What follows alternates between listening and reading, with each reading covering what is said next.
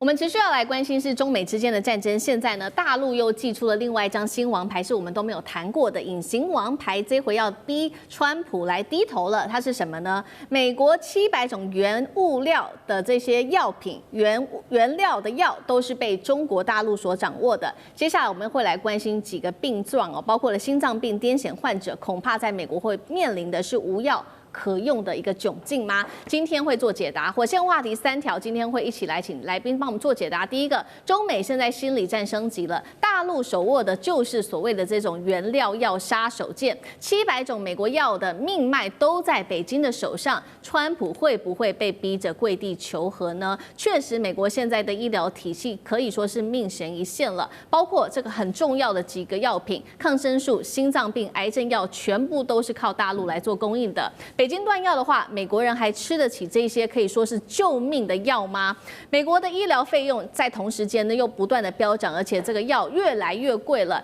川普还能够撑多久？现在有40%的民众他们认为自己未来是付不起这样子的医药费的，这是来自于美国民众的最新民调哦。穷人会不会真的未来病不起，而且命难保呢？我们今天都会一起的来做解读。确实，现在中美双方哦是以升级这个处降级的一个战术来做互相的竞争。美方攻击中方的代表，中方则是反手暗示了美国商务部才是这一场战局中真正的搅局者，并且成功维护了贝森特的谈判地位，也为接下来10月底、11月初的川习会来正式的铺路。刚刚提到的《金融时报》也做了一个报道，说大陆确实现在掌控了美国700种药品的这些最关键的原物料，包括治疗心脏病、癫痫、癌症、过敏症等等主要的药物。美国的药典的委员会说呢，58%的药品的起始物价依赖是单一来源，中国就占了40%左右。而且啊，美国的国会自己承认了，80%的抗生素原料都是来自于中国。一旦北京开始出手做管制，美国恐怕会爆发这场核弹级的断药危机。华尔街日报形容，目前中国的谈判手法可以说是教科书等级的一个级别了。中美都在打这场心理战。中国现在掌握的原料药这张终极王牌，会逼得川普一定要让步吗？委员怎么看？因为中国注意到不是药品的制造者，而是药品原料起始材料的制造者，这有很大的差别。换句话说，每一种药品，不管是阿莫西辛啊，这个其他的那个什么，甚至于那个男生觉得常用的心脏药，威尔刚等等的原料药，事实上中国都是产能最大的，但是中国不是成品药最大的制造者。因为每一个成品药都有一定的专利啊，会有一定的，那等到专利过期了才变成学名药。可是通常这个一般的病症才有学名药，通常比较重要的，它会临时再改一下配方，然后又再申请专利，一直延长啊。那我认为中国不会去打这种药品战的原因有2个，第一个就是说这跟人道主义有关，就是说你拿病人当作人质，这个在国际道德的制高点上面，不像安氏半导体啦或其他的什么软件啊这些东西完全不一样啊，完全不一样。所以我觉得中国不必去，也应该也不会去打这种有人道主义现象的这种战争的。第一个，那第二个呢，中国自己也是很多药品的进口国，那因为都是成品药嘛，因为毕竟中国药业比较晚起来，所以现在只要提得到。有牌子的什么辉瑞啦，什么罗氏药厂啦，在中国大陆也都是进口的啊，所以这种相互挟制的这种现象我认为中国打这种战争，也是会怎么样，伤敌100，自损300，这种情形会出现。所以虽然说他们的会声会影担心中国断供，但我认为中国在打这种战争既不适宜，也不是好方法。所以中国抹定而后动的这种角度啊，他们不会像川普那么莽撞，所以我认为打这种药品战的可能性不高。好，那同样一个问题，像这个又怎么看呢？我想蔡委员讲的很关键因为我们知道在中美的这个对抗战来讲，从最早的这种科技封锁开始，以及眼前关税战，我们看到晶片战、稀土战、大豆战，甚至还有军事战，唯独药品战，为什么这个东西没有轻易被撩动起？这个主要原因还是在于人命。也就是所有东西，过去我们刚刚讲的所有这些战争打来打去，当然企业会受损，而且特别对于中美一旦打起来，伤美国是对于美国来说，主要它作为一个资本主义的国家，在里头运作，它基本上是从大的企业往下发送。可是药品这件事情是很微妙，你只要有任何一点影响，其实对中国影响很大。我们知道中国大陆从去年，特别是所谓的对于他们的整个边境当中，144小时，现在已经到240小时的免签证可以进来。中国的形象在这1年来当中是很恐怖的，非常变好了非常多，那么多的网红进去玩，然后等于免费帮中国做大外宣。相较于过去，中国每年花了好多几百亿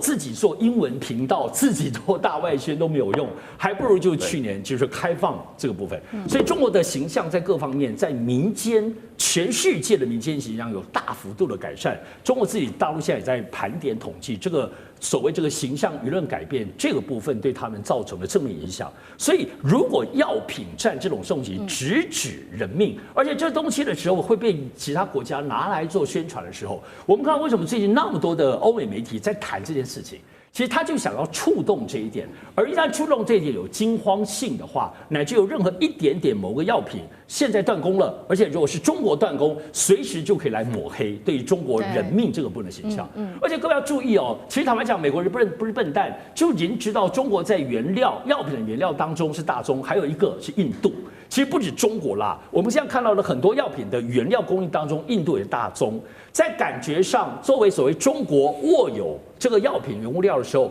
美国方面包括这些药厂警觉到，其实2020年在疫情的时候，其实就有感觉了。所以在各家药厂其实也没有那么在这至少5年来也开始在调节，除了从中国当中进口原料的话，也调节在加强印度这方面进口。所以这我知道在印度方面其实是。其实对于药品，我只要讲我的例子哈，我是因为红血球过多症，我必须要打一个干扰素，台湾是没有进口，没有这个药。可是呢，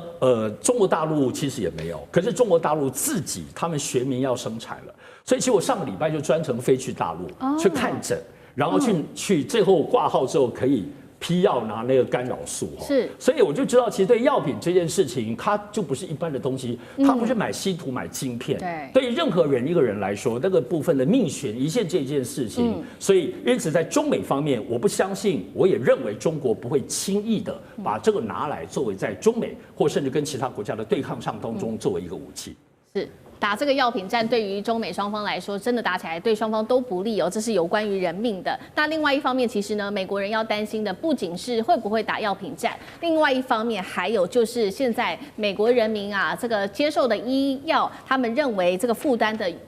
比例已经越来越高，他们觉得已经撑不住了。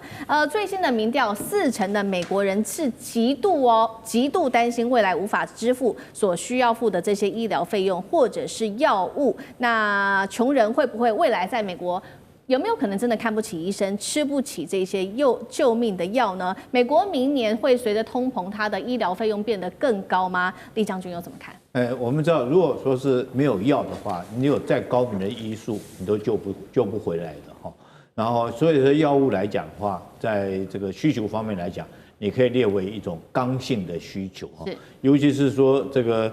我们要晓得哈，这个如果说是其他经贸战争啊，不管是晶片或干嘛。可能一般老百姓还不会感觉到立即的感受，因为可能是温水煮青蛙，跟他可能还有一段距离。但如果说拿不到药，我跟你讲，那是立即可以感受到身体的痛。所以说，我觉得就美国老百姓，他现在已经感受到这种压力跟威胁。因为美国来讲，药物是非常贵的。为什么药物是很贵？第一个，当然跟他们保险制度有关哈。第二个来讲，其实他们医生比较贵。可是川普也有这种感觉，所以说川普是在这个今年来讲的话，他已经签署一个行政命令，好在5月12号，他签署一项行政命令，要求将他的药价要降30%到80%，也就是说，川普已经有感受到老百姓这个看不起病、吃不起药这种情形。那当然，所谓药来讲的话，那这个所以药一个成品，事实上它也是一种化学药品了，化学成分。那从开始原料到后端来讲的话，它分好几个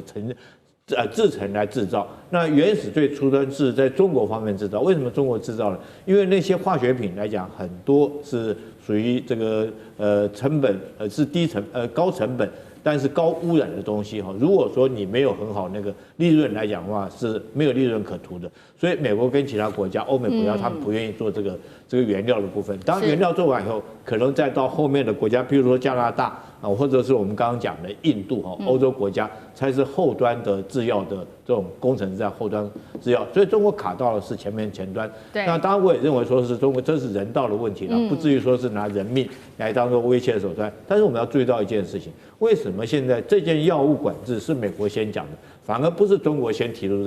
这个可能制裁的手段，是美国先担心的。为什么？我认为美国怕中美开战。你知道，如果说一旦开战，那就没有什么来不来、往不往、人不人道的问题了。所以我觉得这个川普现在急着想要把这个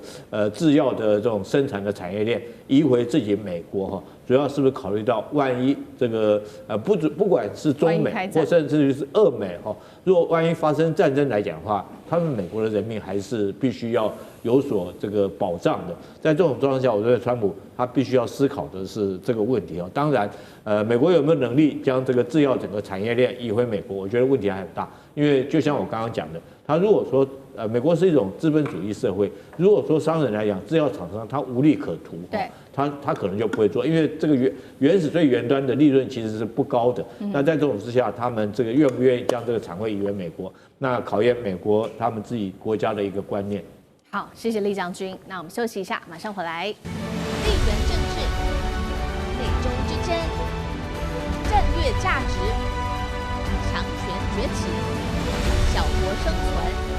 现在与未来洞悉事件走向，掌握世界脉动，全球观点尽在环球大